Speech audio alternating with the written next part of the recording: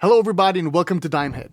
In this video I want to showcase how you can grab a blueprint of your favorite reverb plugin and load that into your Dimehead NAMM player pedal. If you're a guitar player familiar with digital modeling and capturing technology, then you might have heard of the term impulse response. In a nutshell and grossly oversimplified, what happens when you're creating an impulse response is that you're having some sort of test signal, either it being white noise or a sine sweep from 20 Hz to 20 kHz, for example, and you're pushing that through some sort of a playback system into a room. And what you're doing in that room is you're miking up that specific room and you're catching the room reflections in conjunction with that test signal.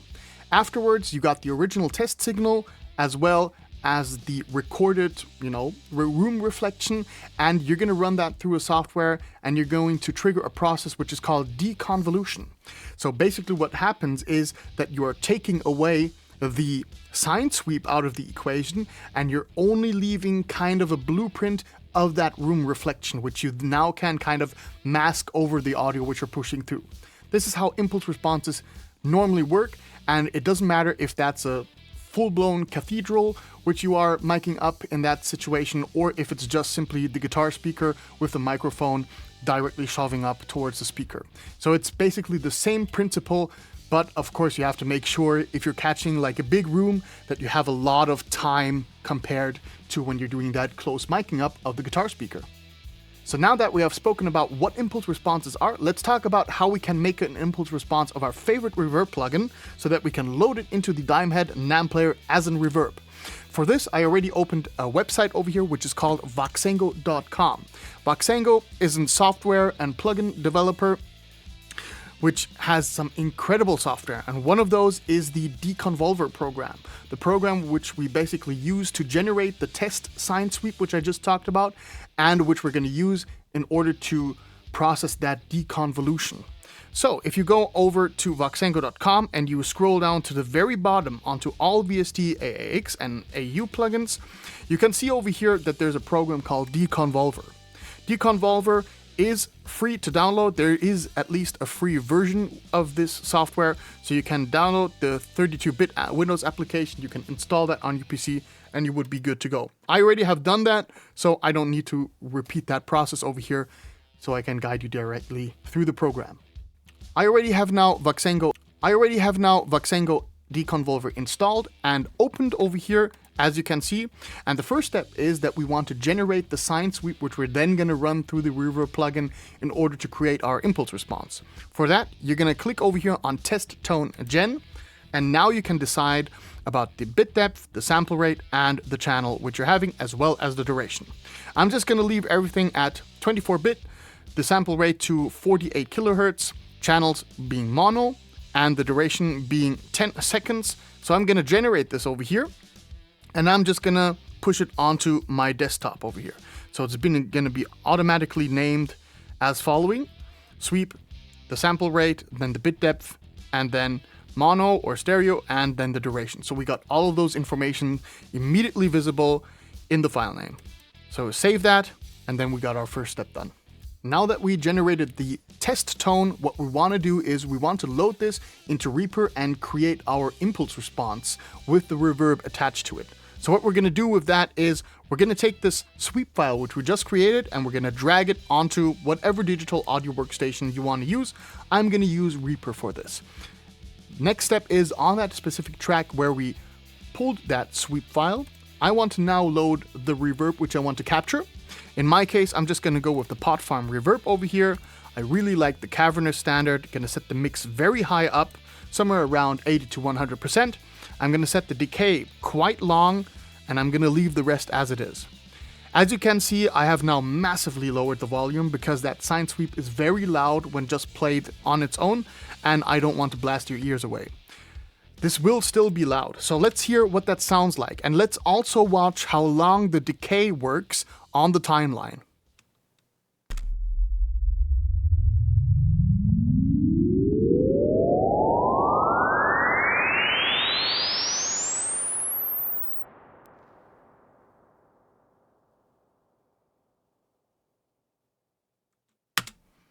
So The decay kind of went up until this point over here. So that is where I'm going to set my timeline over here. So we now determined all of the parameters which are necessary to kind of create our reverb over here. I'm going to push this track back to 0. And what I'm now going to do is I'm going to render this actual sine sweep with the reverb as I set it up and create an own unique wave file out of that. After rendering out the sine sweep which went through the pot farm reverb, I now have a file which I called sweep pot farm cavern. I made sure that it has the same bit depth. I made sure that it has the same sample rate. It is a little bit longer in length because I want to capture basically the hall, like the reverb effect of pot farm. So I had to make it longer than my original test file, but that's exactly what it's all about when doing these kind of reverbs over here. The next step is to open up Voxengo Deconvolver once again, and now comes the deconvolution process. So we're now telling Voxengo Deconvolver, this is your original test file, this is the recorded output, now make sure that you kind of extract the test signal out of that output and just leave us kind of with the blanket of the reverb, which we then can kind of mask our audio in. So we're going to do that. We're going to set the test tone file to the respective file, which is the original test tone which I created. So we got to go over here into my downloads folder where I got both of them. So this will be the sweep which we just created before through Voxengo Deconvolver, and the file folder is pointing towards the other file which I now rendered out, so the pot farmed file. So we're going to go to the download section and here sweep pot farm cavern. Now what we want to do is we want to normalize this to minus 0.3 dBFS. That means that the impulse response is just going to be as loud as possible, which is going to help us with the mixing setting on the Dimehead NAMM player later on. After we got all of that set and done, we can click on the process button over here. And what it will do, as you can see, it will create something which is called exactly like the output render which I created, but with the underscore DC marker behind that. And this is now our impulse response, which we can load onto the Dimehead NAMM player. I went now ahead and I took that file, which we just saw, the underscore DC file, I renamed it, put it on this USB stick, and now we can load that onto the Dimehead NAMM player. So I'm just going to demonstrate this. The first step is, as usual, when you want to transfer something, plug in the USB stick onto the USB port on the rear. And now we have the possibility to import NAMMs and IRs.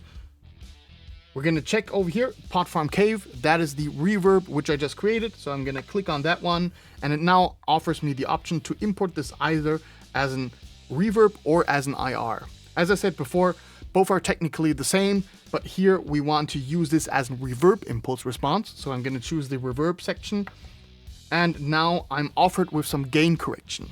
I usually go ahead and notch a little bit down on the gain correction, which I'm anyways having, because I can go in at any time and increase the mix if I want to have it a little bit louder. So I'm just going to go with minus 10 dB instead of minus 4 dB, like the Dimehead NAMM player offered me, and I'm going to import that. Once I press over here, it's imported, and I now can use that particular reverb in any preset which I want to do.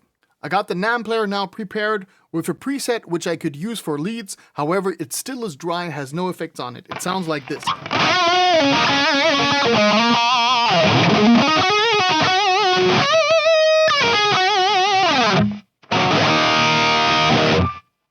Now that's by far not a bad sound at all, but I want to make sure that I have a nice lush reverb going on and maybe a little bit of a delay over there. So what I want to now use is my Pot Farm Cave reverb, which I just created, and I uploaded it via the USB stick. So I'm going to navigate with the param encoder to the room module, going to press on the knob, and now I am prompted with the reverb menu over here. Over here I can select the reverb file and manually navigate to the user setup or to the user folder.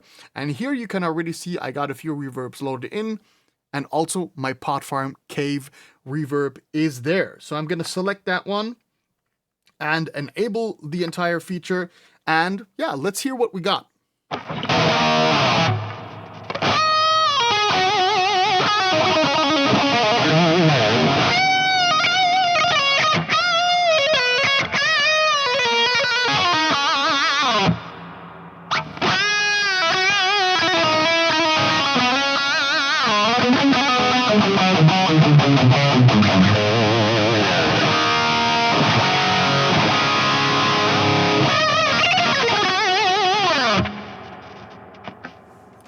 That's really cool. I now got my favorite reverb from plugin format into the dime head NAMM player.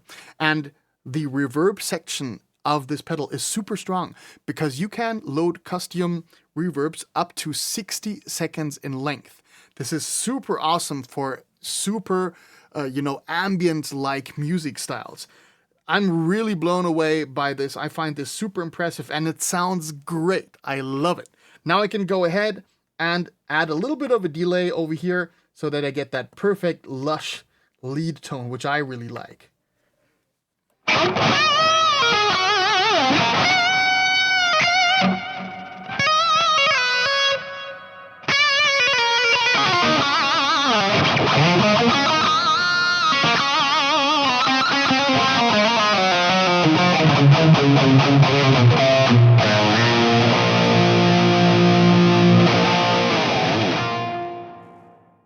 Now that you have learned how to use this amazing feature of the dime head NAMM player to load in any reverb impulse response which you throw at it, and as well as creating them by yourself with your favorite plugins in your digital audio workstation, I'm going to lead you out the way with a clean riff, which I'm going to play through that particular reverb with a little bit of chorus on it.